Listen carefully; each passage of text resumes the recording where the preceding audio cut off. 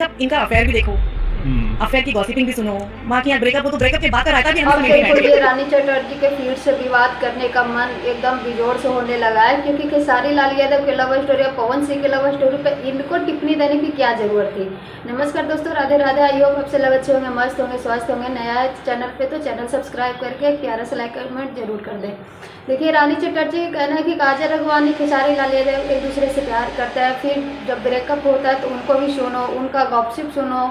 जब पवन सिंह अक्षरा सिंह से प्यार करते हैं तो उनका कहानी सुनो, जब ब्रेकअप होता है तब भी कहानी सुनो।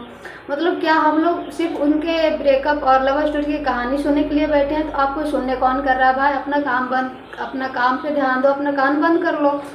अगर आपके नज़र में पवन सिंह इतने ही अच्छे स्टार हैं तो उनके फिल्म में, सॉन्ग में आपको काम क्यों नहीं मिल रहा है?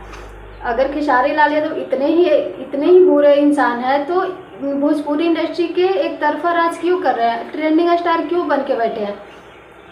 जो आप सुनती हो, समझती हो, सोचती हो, उनसे बहुत बहुत ज़्यादा कदम आगे हमारे खेसारी लाल यादव कर चुके हैं। जो वो कर चुके हैं ना, वो कोई भी स्टार हो चाहे हीरोइन हो करने के लिए सोच भी नहीं सकता। इसलिए तुम्हारा कोई हक नहीं बनता है खेसारी लाल यादव पे एक भी उंगली उठाने का, क्योंकि खेसारी लाल यादव भोजपुरी इंडस्ट्री के वो खम्बाना जिसे कभी कोई नहीं ला सकता।